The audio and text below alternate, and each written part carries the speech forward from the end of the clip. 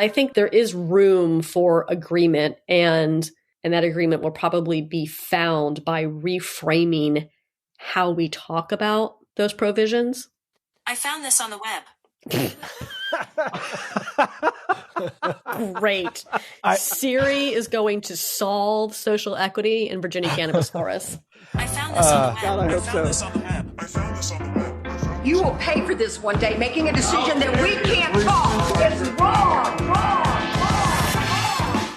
On this episode of Pod Virginia, we go in the weeds on marijuana licenses. I have an amendment to that. This reenactment clause is, it's like the big leaking hole in the hull of this ship. We're joined by the Development Director for the National Organization for Reform of Marijuana Laws, J.M. Pedini. The Commonwealth has the fourth largest illicit cannabis market in the nation. We also talk about decriminalizing magic mushrooms. People need to heal. Virginians need to heal. This is not the first time I've heard about this drug. Plus, we talk about that bill from Senator Amanda Chase that would prevent the Board of Medicine from disciplining doctors who prescribe ivermectin and hydroxychloroquine to treat COVID-19. You don't want doctors prescribing ivermectin when you don't have a parasite. You don't want doctors prescribing hydroxychloroquine when you don't have malaria. All that and so much more on this episode of Pod Virginia. Leave the room. Leave the room, please. What? I'm Michael Pope. I'm Thomas Bellman. And this is Pod Virginia, the podcast that takes you inside Virginia politics. Later in the show, J.M. Pedini will help us understand the debate over marijuana. They're the development director for NORML and the executive director for Virginia NORML. Yeah, Thomas, I just don't see a way that Democrats and Republicans are ever going to come to an agreement on how these licenses work, because I just feel like the Democrats are going to put their foot down and insist on social equity licenses, and I feel like the Republicans are just going to put their foot down and reject the idea of social equity licenses. So, I just am not seeing a way that they can come to a compromise on that issue. Are you? Not based off the interview we had with JM. I'd be very curious to know from people in the legislature exactly what the nuances and considerations from their side are. And one reason for that is it doesn't really serve most Republican interests to keep marijuana illegal. Yes, there's the whole law and order, like cop thing, but cops shouldn't be wasting their time on little things like this, first off. And two, out in Southwest Virginia, it's like the cash crop already. And so they would be able to legalize a piece of the agricultural industry and legitimize what many of their constituents are already growing. And that would be very popular and a way to inject some much needed cash into the Southwest Virginia, Southside Virginia economy. Yeah, I hear you. The Republicans clearly have got a motivation and they don't like the status quo. So like they want some kind of action. However, they're just diametrically opposed on this licensing issue. And so they have a motivation to come out of this and to have some sort of compromise. I'm just not seeing what that compromise would look like. Yeah, it's a really complex issue. And you're going to hear just how complex it is when we interview J.M. Pedini in the second half of the show. So you're definitely going to want to stick around for that. All right. So this is the part of the show where we'd like to thank our new Patreons who support the show. Now, Thomas, last week, we teased our listeners a bit because we said that we were going to talk about all the House of Delegates seats that have 2 or 3 members under those new Supreme Court drawn maps. Well, that's 21 House districts and 44 incumbents. Not complicated whatsoever. Jazz Nuttycombe had a lot to say about all those districts and all those incumbents. And so if you're an elected official who's got drawn into one of these districts, you should probably listen to what Chaz Nuttycombe had to say about what he thought your chances might be in that new district. Our conversation went on for more than half an hour. So we put together a highlights reel, which is what you heard on Pod Virginia last week. But if you were a Patreon, you could get the whole interview. Yeah, we didn't tell you until the end of the episode. So it was kind of a twist end that if you want to become a Patreon, you can hear our discussion of Dan Helmer versus David Bulova or Bobby Orak versus Margaret Ransone.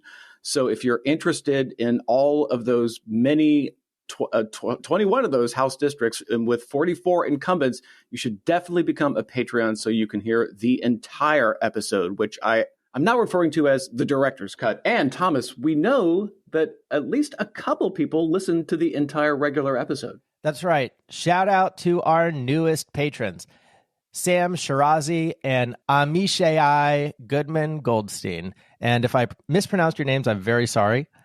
Let us know in the Patreon message feed. And thank you so much for being friends of the pod. We really appreciate it. And by the way, if you want to become a patron too, just click the link in the description of this episode. Okay, let's get to the news.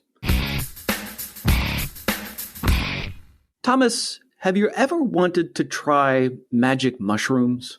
Why? Do you have some? Michael, Nancy Reagan told me to just say no, but I've always been curious to try them if I had an opportunity to do it safely. But why do you ask? Well, because all this might change soon, because magic mushrooms are on the docket at the General Assembly. Yes, you heard that right. Members of the state Senate are debating a bill that would decriminalize psilocybin. The bill was introduced by Senator Ghazala Hashmi of Richmond, and it had a favorable review in the Senate Judiciary Committee last week. One of the people testifying in favor was Will Nelson, co-founder of the group Decriminalize Nature Virginia. He said this is a drug that can help with depression and post-traumatic stress disorder, especially coming out of the pandemic. The reason we need to do this now and pursue this now is because people need to heal. Virginians need to heal. And if we want folks to come back from this at full productive capacity, ready to make a difference in the world, ready to meet up with their families, their friends, and go back to work, then this is a part of that. Now, lawmakers debate a lot of wacky bills, but this one has a twist because it has the support of veterans groups, because psilocybin helps with post-traumatic stress disorder. So when you start bringing bills where veterans are testifying, well, that gets the attention of Republicans. And one of the supporters of this bill is Republican Senate leader Tommy Norment. I have had a number of clients that have come back from Afghanistan and other areas suffering from PTSD, and they have only been able to get relief through medicinal disbursements that don't come out of the VA hospital. And so this is not the first time I've heard about this drug. So after Norman announced his support for this bill, it seemed pretty clear that this thing was going to go through the Judiciary Committee and probably even get a yes vote on the Senate floor. But Republican Senator Mark Peake said he didn't think it would get through the House in its current form. So he suggested that Senator Hashmi hit the pause button and workshop this thing a bit, changing it from a straight-up decriminalization and making it available by prescription. So the committee did not end up voting on this yet, but magic mushrooms will be on the docket this week in the Senate Judiciary Committee. Thomas, is Virginia ready for psilocybin? Oh, Virginians are absolutely ready, but I don't think the 140 legislators are. Oregon was the first state to decriminalize it, and they did that just in November of 2020.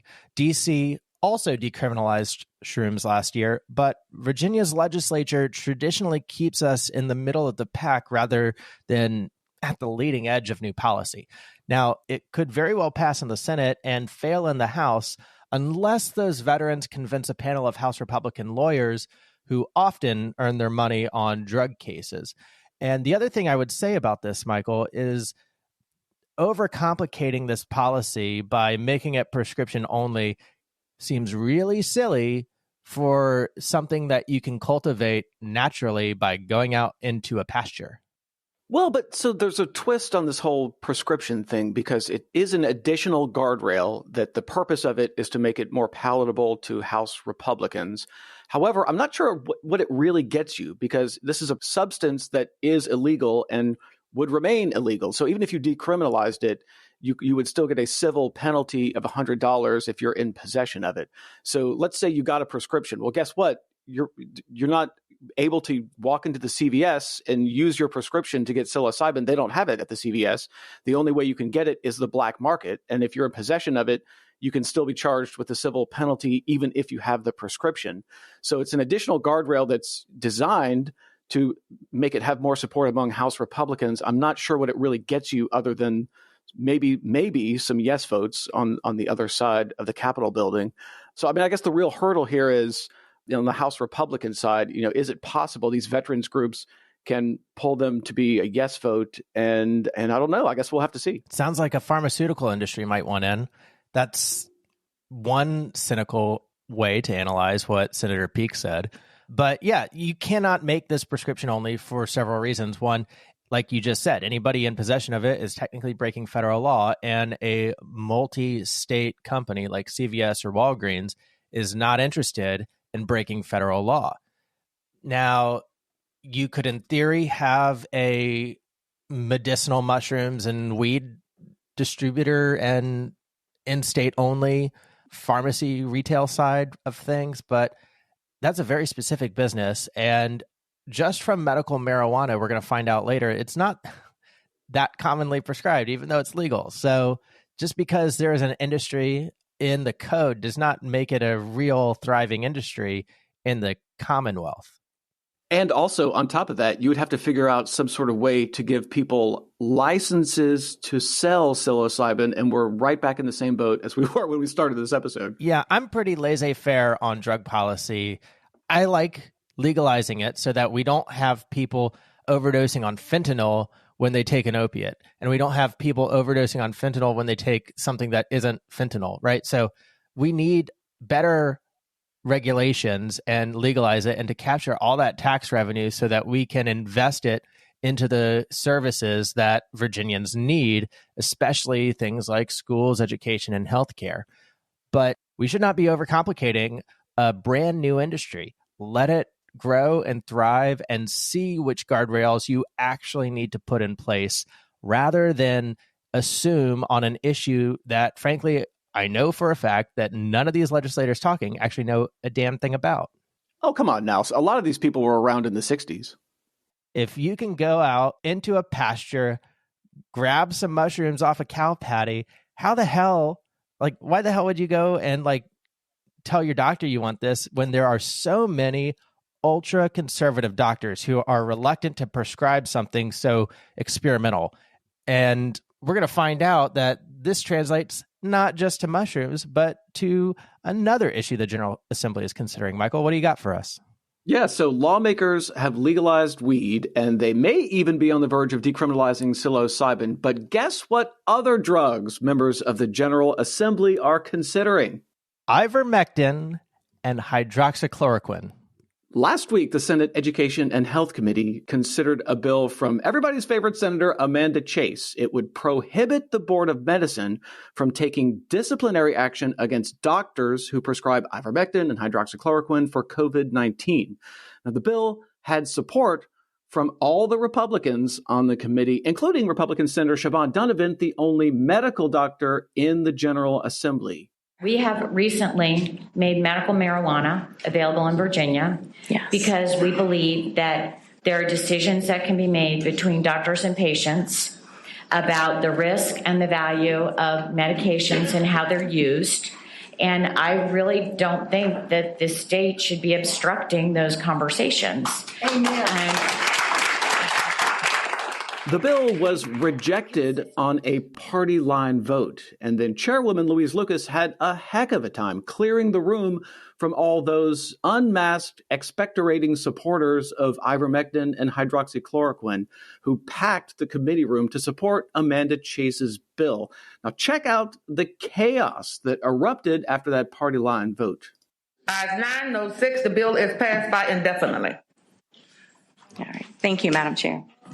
What? The next bill is Senate Bill 84. Senator Stanley, for those of you who are here for Senate Bill 73, I would ask that you will very politely leave the room so that others might come in so that their bill can be heard. Thank you very much. My husband is in the hospital right now. I'm sorry, ma'am. This bill is passed by indefinitely. Could those of you who are here on that bill please leave the room? This is too important of a topic. Virginians are dying. People across this nation are dying as a result of this man Could you not being please allowed have to the treat. people who are here on 73 leave the room? Senator Lucas, you will repay. You will pay for this one day, making a decision that we can't talk. You do not understand this. People are dying because Dr. Merritt could not treat his patients. I've had 3 friends who have died because the hospitals refused ivermectin. They're giving them Senator Chase, remdesivir. could you please have your speakers leave the room? They're giving them remdesivir because it's a bigger reimbursement. Think about that, folks. It's a big reimbursement. Could you please have the speakers on 73 leave the room? Leave the room, please. It's wrong. Let's go, please. Thank you. What a way to begin the day. That was right at the beginning of the day in the Senate Education and Health Committee. Well, the drama may not be over quite yet, because this week the same committee will hear a similar bill to prohibit vaccine mandates and discrimination based on vaccination status. So, Thomas, I know you work in this field of COVID research. What do you make of this effort to tell the Board of Medicine, hey, Board of Medicine, you cannot discipline doctors who prescribe this junk science for COVID? I don't think there's another policy on the books like that whatsoever. And the legislature, who doesn't really know anything about medicine, and I'm disappointed that Siobhan Donovan would vote on her ideology rather than on her Hippocratic oath. The legislature should leave medical discipline to, for the most part at least, to medical boards.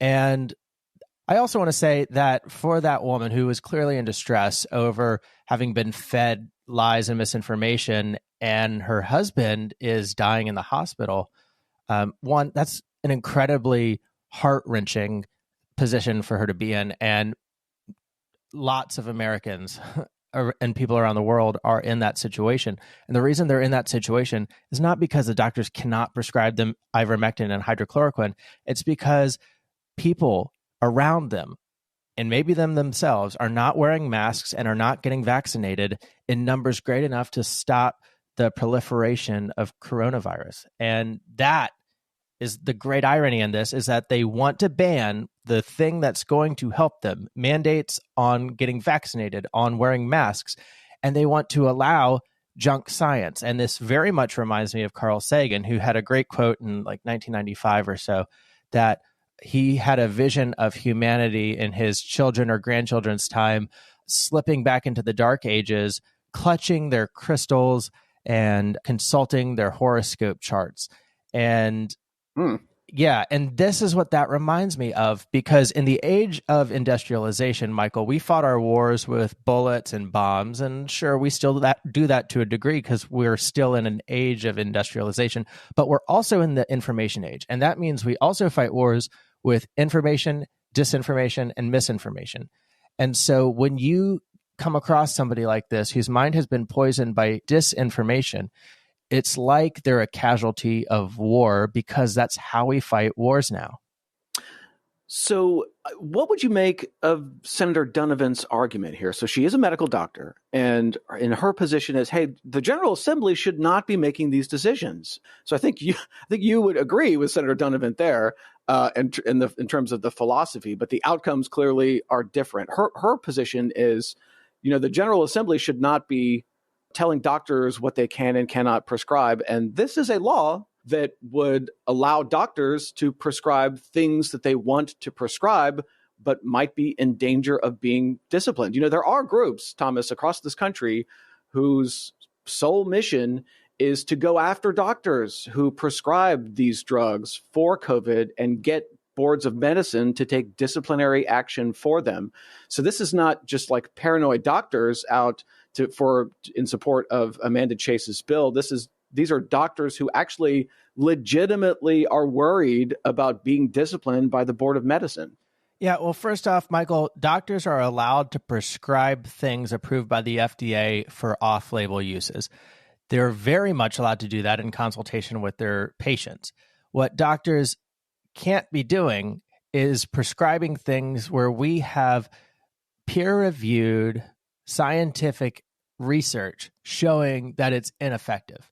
And just like you don't want doctors prescribing antibiotics when you don't need antibiotics, you don't want doctors prescribing ivermectin when you don't have a parasite. You don't want doctors prescribing hydroxychloroquine when you don't have malaria. And I think there's one other use, but it's not COVID. And prescribing that to their patients violates their Hippocratic oath to do no harm, because that actually harms the person who takes it, especially in those concentrations in which they're taking it. And that person could very well die. So the doctor should absolutely be getting disciplined by their medical board. Well, you say should be disciplined, but nobody's saying that the Board of Medicine should take disciplinary action. The people who oppose Amanda Chase's bill say, let's let the Board of Medicine make that decision. The General Assembly doesn't need to make that decision. The Board of Medicine needs to make that decision. Amanda Chase and the Republicans are saying, no, the Board of Medicine, your hands are tied. You cannot take disciplinary action on this issue. I personally believe that those doctors should be disciplined, but that decision should not be made at the level of the General Assembly, who are not medical professionals. Yeah, I mean, it is interesting that there is sort of a confluence of philosophy here, because that's essentially what Senator Donovan is saying. It's like, hey, General Assembly, don't make this decision. Let the doctors make this decision. Yeah, but she's perverting the issue and trying to use words that everybody's going to agree with to have an outcome that's absolutely backward. But Michael, you don't want me to keep talking about this because I could talk about it forever. This is what I do professionally. So we should take a break. When we come back, we're going to go deep in the weeds on the issue of marijuana licenses. Will Republicans and Democrats find some kind of common ground on social equity licenses, or does it all go up in smoke? It's got a very hazy future, and we'll ask J.M. Pedini of NORML all about it. We'll be right back.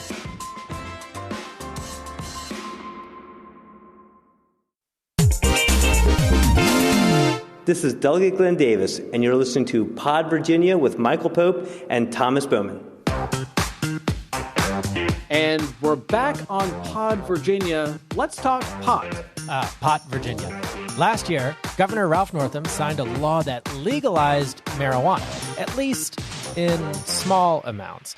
Starting last summer, weed was totally legal to possess in public as long as you're an adult and as long as it's less than an ounce. So marijuana is legal, but nobody has a legal way to buy it because nobody has a license to sell it. Before they lost control of the General Assembly, Democrats created a regulatory agency that was supposed to issue licenses so that sales could start on New Year's Day, 2024. But now the effort to create licenses to sell weed is having a bit of a New Year's Eve hangover because Democrats put a reenactment clause on the bill that set up a system for creating licenses. That means the new Republican majority in the House has to sign off on the plan. And that seems like it's going to be a heavy lift because there are a number of issues that Republicans and Democrats are just not agreeing on. Remember all those social equity licenses the Democrats created to help people who have been disproportionately harmed by the racist war on drugs? Republicans don't like those. And then there's the issue of forcing localities to opt out of sales to conduct a referendum. Republicans want localities to have a referendum to opt in.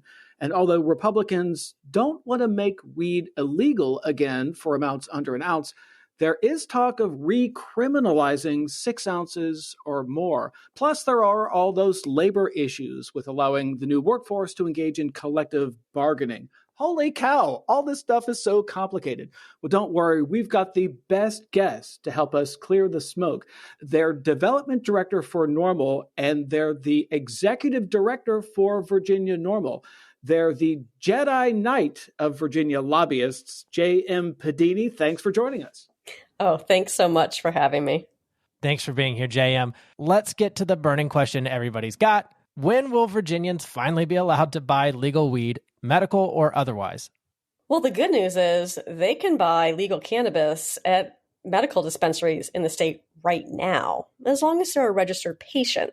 And that's a pretty easy process. But when it comes to adult use, that's a lot harder of a question to answer. There are a number of different proposals, all with different dates, making their way through the General Assembly right now. We have Republicans coming out with a July 1, 2022 date for the existing medical dispensaries to begin selling to adult consumers who aren't registered patients. And then we have the recommendation from the Cannabis Oversight Commission, which takes the same approach with the medical dispensaries, but not until January of 2023. And then when we might see new businesses licensed and those sales begin, well, that's a little bit further down the road. So this old date that everyone was talking about last year, New Year's Day 2024, we can throw that out the window? That's no longer a realistic situation? For new businesses, it might not be until then. But really, nothing can happen unless we can reach an agreement between the Republican-controlled House and the Democratic-controlled Senate as to when any of this might actually take place. JM, marijuana is legal in small amounts as long as you have less than an ounce. Is there any talk of recriminalizing it also in small amounts? Well, there is talk about instituting a new marijuana misdemeanor. So right now, adults age 21 and older may possess on their person or in any public place up to 1 ounce of marijuana, and that's completely legal. And then anything over an ounce and up to 1 pound is subject to a $25 civil penalty. Once you hit the 1 pound threshold, then that's a felony. So the Virginia State Crime Commission proposed that there be a misdemeanor in between the $25 civil penalty and the felony threshold, because it isn't typical to have that big increase in penalties. Now, Virginia just got rid of marijuana misdemeanors, so Virginians on the whole aren't really supportive of this new crime, this new step in between the penalty and the felony. But there are bills that have been introduced that include this new marijuana misdemeanor. So just to be clear about this new step here, the issue that some people are concerned about is that the spectrum goes from totally legal to civil penalty to felony, and there is no criminal misdemeanor in there. And so the thought is, well, the best sort of spectrum to have is legal, civil penalty, criminal misdemeanor, felony. So the thought here is they want to add a new category of 6 ounces to a pound, basically just so that they've got a criminal misdemeanor in the spectrum. Is that kind of what people are saying? Yeah, some number of ounces before a pound. That's being proposed as a new misdemeanor. I have an amendment to that one. How about you take the felony and make that the misdemeanor? Well, here's, I think, what everyone is missing in this conversation. It doesn't take a particular amount for it to be possession with intent to distribute. And that was really what they were getting after with this proposed misdemeanor. They didn't want people to have large amounts of cannabis without a stiff penalty, because presumably they would be engaged in sales. But possession with intent to distribute, that could be demonstrated with an ounce if an individual had, scales and bags and whatnot. So there is that in code right now, that possession of up to 1 ounce. There's a rebuttable presumption that it is for personal use. But, it could certainly be less than that. So I had an opportunity to ask Senator Adam Evans about this issue of creating a new criminal misdemeanor. And he said that he hadn't really made up his mind or not about that issue about creating a new criminal misdemeanor. He did acknowledge that he actually does believe it's worth discouraging having marijuana in large amounts so that I guess people are not dealing and be, part of the black market or whatever. He also had kind of a counter proposal, which is currently that civil penalty for the 1 ounce to 1 pound is $25. He said, well, what if you make it significantly more than $25? He didn't have an amount that he was willing to talk to me about, but what if you have a larger dollar amount and you don't have the criminal penalty, but you have a larger civil fine? Is that something that we're going to hear discussion of in the General Assembly? Sounds like we might. Yeah. So how would that work, and what are your thoughts on that? The code for possession with intent to distribute already exists. What would perhaps be more appropriate would be to codify the amount that individuals are allowed to possess in private on their property without penalty. That's really the portion of code that's missing right now. How much can one have in private, not on their person and not in public? And that's really the area that we ought to focus on, not creating new ways to criminalize Virginians for a substance that the legislature has decided is legal, particularly when there exist ample ways within code to criminalize those who are selling outside of the legal regulated marketplace. Yeah, it strikes me that what the state would really be mad about is distributing or running a business without a license. And we already have bureaucratic processes for that. Mm-hmm. All right, well, let's talk briefly about these social equity licenses, speaking of. So Republicans seem to be really against that idea, but the Legislative Black Caucus would probably be against any compromise that doesn't include them. Is there any way to find peace in the valley on this one? Yeah, that's really the $1 million question, is what will that compromise be? And Virginia isn't in a place where it can continue to kick the can down the road when it comes to enacting a regulated marketplace. The Commonwealth has the fourth largest illicit cannabis market in the nation. And in 2020 alone, it was valued at $1.8 billion.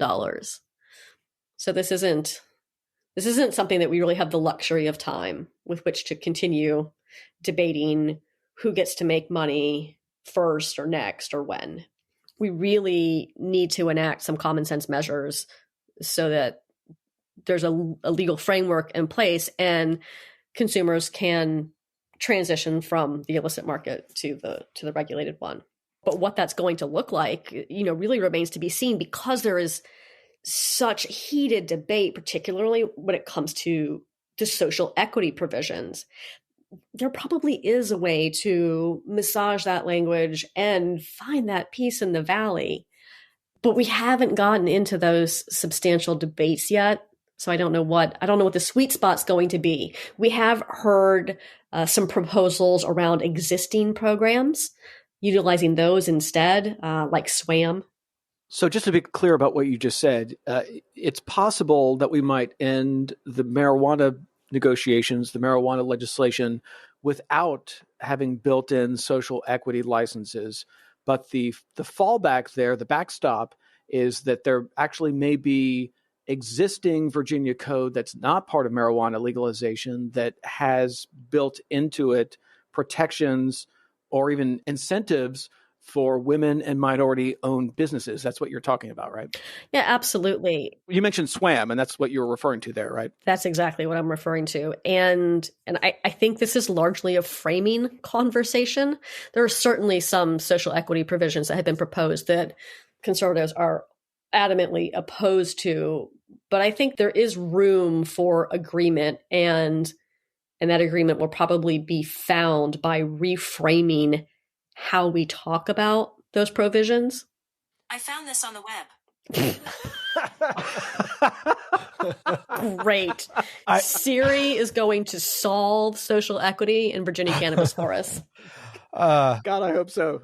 Hey, so on the issue of the black market, you mentioned that Virginia has a particularly prominent black market for marijuana. That's fascinating. I didn't know that.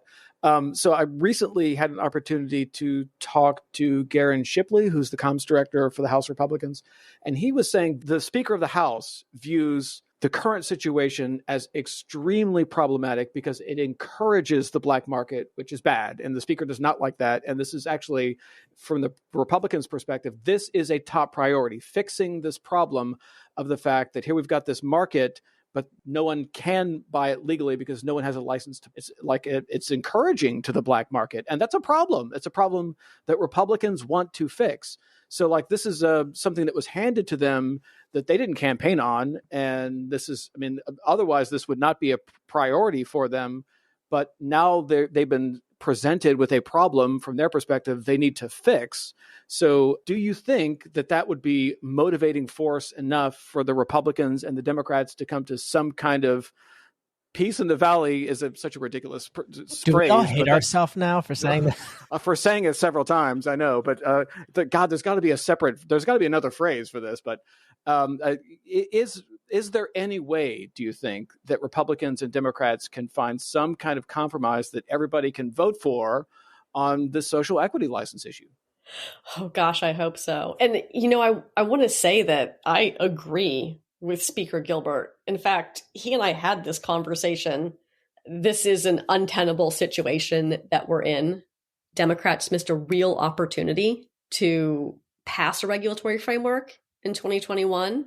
They failed to do so, and here we are, and we're left in a bad situation. And this is now an even more difficult hill to climb, if you will, to try and get the House and the Senate to row the boat in the same direction. I sure hope we can find some sort of consensus here, because I don't think Virginians want to spend any more time in this position. Yeah, and we've commented on this podcast before how it seems like the Dems really overcomplicated the legalization question in the bill. But I will say, thank goodness the Black Caucus did put their foot down on this, because they did say that they would only vote for a bill that legalized marijuana, because if we didn't have that right now, then it would be very easy for Gilbert to just sit on anything and let the entire concept die. Yeah, I think the VLVC got sold a false bill of goods by Senate Dems in one regard, just like Virginians did. This reenactment clause is, it's like the big leaking hole in the hull of this ship, and there's no reason for us to be where we are today. And it is this reenactment clause that is creating all these issues. We could have legalized and regulated cannabis in a fair and equitable manner in 21, but we didn't. So now we're trying to right this ship that is no one can agree as to what we need to be doing. Why did Democrats agree to the reenactment clause? Like, shouldn't they have been more decisive? Yes, they should have, and they shouldn't have let a select few hold this legislation hostage with the reenactment clause. There was this idea, this notion that there was political value in a reenactment clause, and I know where the seed of that idea comes from. In states where cannabis legalization is on the ballot, and this would be in a voter initiative, not in a non-binding referendum, but where voters are turning out to say, yes, we're going to legalize cannabis, voter turnout is very, very high. And we don't have that ballot initiative process here in Virginia, so it wasn't really a fair comparison to say, oh, well, we could run a non-binding referendum and then voters would turn out in droves for something that doesn't amount to a hill of beans. Particularly when we already know that a supermajority of voters, including a majority in every major demographic, favors legalization in Virginia. I'm glad you brought up the referendum, because I wanted to ask about that. What about this issue of opt-out versus opt-in? The Democrats wanted all localities to automatically get licenses, but Republicans seem to want to force localities to hold a referendum to allow sales. What are we likely to see there? Some Republicans want to waste taxpayer dollars, allowing municipalities to agree with what the state legislature has already enacted. It's an entirely backwards approach, and I get it. The patron doesn't want to spend money in his district for a policy that he doesn't agree with. But to say then to the majority of localities, which would otherwise enact this, to say to taxpayers around the state, well, we decided this is legal, and now if you want to do it where you live, you have to pay for it because I don't want to pay for it where I live. I mean, it's really a backwards approach. I want to ask you about something close to my heart, which is collective bargaining for the new workforce. So that's been a sticking point throughout the entire process of the marijuana regulations, Where are we now, and where do you think we're going to land? Well, I'm glad we're referring to it accurately in this conversation. Is the option for collective bargaining as opposed to forced unionization. Former union lobbyist speaking.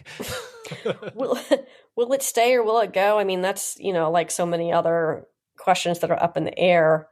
That was a last minute amendment that came down during veto session in Northam's package of amendments.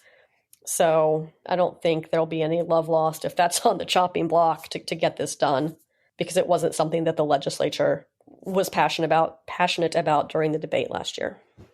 That's really fascinating. I actually want to turn the tables here and ask Thomas a question here as a former labor lobbyist. Why did Northam add collective bargaining at the last minute here to the marijuana legalization? Oh, well, you'd have to ask Ralph Northam why he made that a priority. I can speculate that, that unions got stiffed under the entire Democratic reign, time in power. I guess that's not entirely fair to say, but Ralph Northam was not the friendliest governor toward unions as far as Democrats go. And so he had to give them something. That's exactly why I'm asking. It doesn't seem like a Ralph Northam thing to do. So why did he do it? It's an easy, okay, fine, I'll do this for you guys. So what did he get out of it, though? The ability to say that he was advancing the interests of unions and collective bargaining. I mean, but this is just my speculation. I couldn't tell you exactly what his rationale was. Perhaps it was a formal request from the farm workers, perhaps somebody else, perhaps somebody in his office just thought it was the right thing to do or a good thing to do. I couldn't, No. I mean, maybe JM knows. But It was a request. Okay. Yeah. There you go. Ding, ding, ding. We interrupt regular programming to bring you this news update. This is Chetney Dingle Dortenblatt in the studio with Mert Meadowmuffin standing by in Richmond, Virginia, where action on the contentious cannabis licensing stalemate has taken an abrupt right turn. The Youngkin administration's newly formed Cannabis Joint Oversight Committee, a subset of one of Youngkin's 14 landing teams to ensure and enforce the Youngkin Doctrine in every element of Virginia government reach, is meeting now to determine implementation.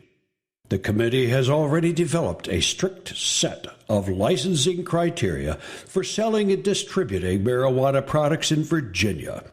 Candidates to consider are to be upstanding citizens with no criminal record, no history of drug abuse, and who avidly adhere to Youngkin doctrine. Once inducted, they are to take the Youngkin wholesome oath of obedience, promising to abide by the... Oh, it seems the committee has concluded its meeting. We switch now to Mert Meadowmuffin, who has been given the rare privilege of being inside the room covering the session firsthand. Mert? Mert, are you there? Yo, Chetney. It sounds as if the meeting ended on a high note. Is that correct? A high note, indeed. Yes, you can say that again, Chet. The meeting began with the typical red gavel and Pledge of Allegiance. There was the usual banter droning on and on and on and on and on. Mert? Oh, wow, I feel like I've been saying on and on for like an eternity. Mert, can we... Anyways, we drank buckets of coffee and feasted on these marvelous brownies furnished by a concerned citizen. I think Mert, he listen. said his name was Miss Mary Jane Ditchmead or Doobie Dinky Dow, something like that. Mert, it was a let me ask you huge batch of delicious home-baked brownies. And you should have seen old Mrs. Moneywad's Buckerbutt break into song about carrying her back to Old Virginia. The committee didn't get around to doing much else after that. Now, if you'll excuse me, I'm going to go and see if I can find an all-you-can-eat taco buffet or knock over a Cheetos truck. Well, it seems the cannabis licensing issue in Virginia has reached yet another stalemate of sorts. We now resume normal programming. So we've talked about several issues here, the social equity licenses, the opt-in versus the opt-out, the recriminalization. It seems like this collective bargaining thing is probably the easiest issue to resolve, JM. Am I right there? Yeah, absolutely. Okay, that's one down. All right. Well, thank you so much for joining us and helping us understand this issue, which actually is quite complicated and intense. It was great talking to you again. Thanks for joining us. Thanks so much for having me back. Thanks for listening to this episode of Pod Virginia. Like us on Twitter, follow us on Facebook. Hey, give us a review on Apple Podcasts. It really helps people find the show. Transcriptions by Emily Cottrell, and the voice of Mert Meadowmuffin is played by Steve Artley. Thanks for listening. Pod Virginia is a production of Jack Leg Media, LLC.